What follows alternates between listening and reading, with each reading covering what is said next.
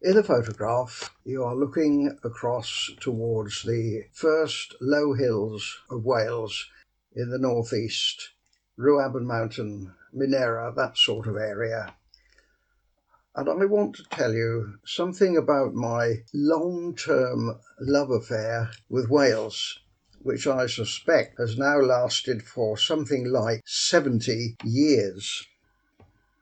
In a sense, it began long before I was born, because my male ancestors lived in Wales for something like 130 years, with surnames like Gameson, Miles, and of course Young, from the 1790s, 1830s, 1850s. My father, Dinsdale Young, was born there in 1903 and stayed until 1929, moved back to Wales in 1978. So the roots in Wales are deep. I haven't traced my female ancestors as far as the male ones that I've mentioned, and my female ancestors may have lived there even longer than that. Some of my ancestors, according to the 10-year census, were indeed Welsh-speaking. Well, my father, as I said, was born in 1903 in Blaenavon, and he very often spoke with enormous fondness, a deep and lasting affection for life in Blaenavon in those early years of the 20th century, maybe the first quarter or so of that century. He spoke about family life and its closeness and love. He spoke about the community spirit in the town. He spoke about the close-knit society.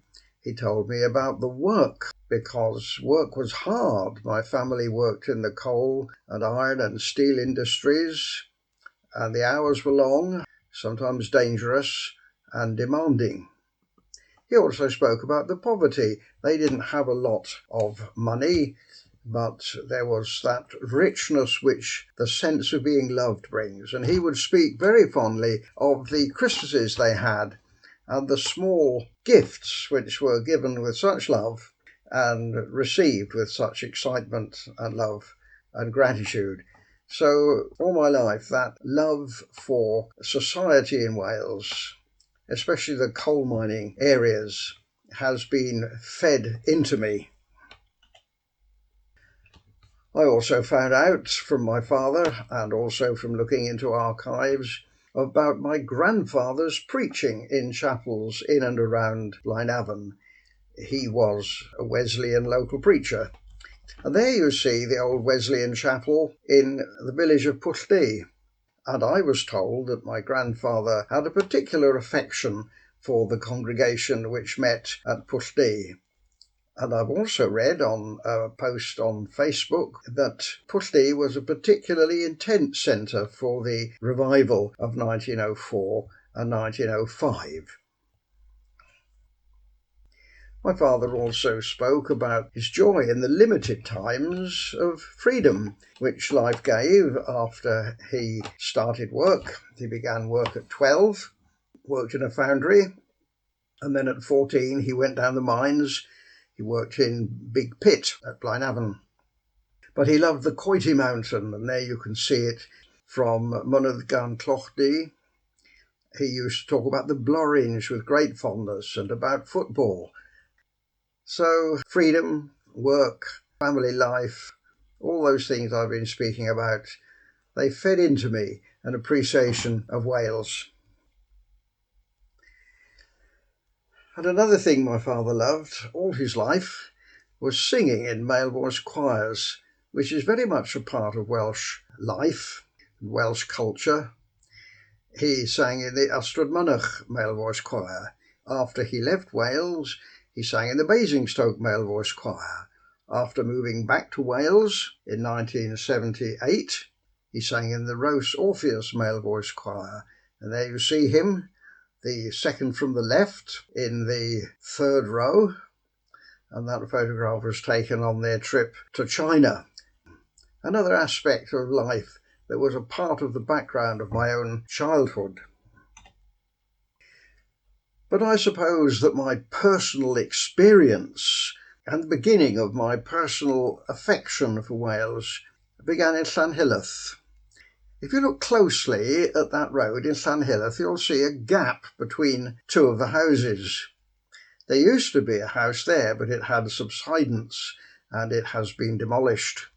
But it was in that vanished house that we used to go every Easter on a visit to the family of an aunt of mine. You also see the green part down the middle between the two parts of the road. Well, that wasn't a green part when we were there in my childhood. It was a stream, and it was coming down from the mountain, and I'd lie in bed at night and I'd hear the stream outside this miner's cottage. And then in the daytime we would go up into the hills, and I began to experience the hills of Wales as well. There was also the attraction of the language. I suppose I was perhaps about 8 when I began to be aware of that. That was years before I began studying French and Latin at school and found that languages was something I was good at. Think of this verse from a hymn. Cyndio o'r cwmwl tymheslog, I adain sy'n cuddio fy mhen, caf noddfan I fynwes regaro, pan siglo colofna yn hen. I thought it was a beautiful language, and I wish that I had been able to master it, and perhaps would have done if it hadn't been that my work required proficiency in Albanian, and so I set Welsh aside. And then I read about the revival of 1904 and 5. I think that might have been the first book, Rent Heavens, the revival of 1904 by R.B. Jones. That was in the mid-1960s that I read that. And as I read about the preaching and the singing and the praying, the people being converted, the emphasis upon the blood of Christ shed at the cross for our forgiveness, and the depth and earnestness and joy which people found as they embraced that faith, or should I say as that faith embraced them, I said, that's the religion I want. It's what I believe in, it's what I yearn for, and it captured my heart and my imagination.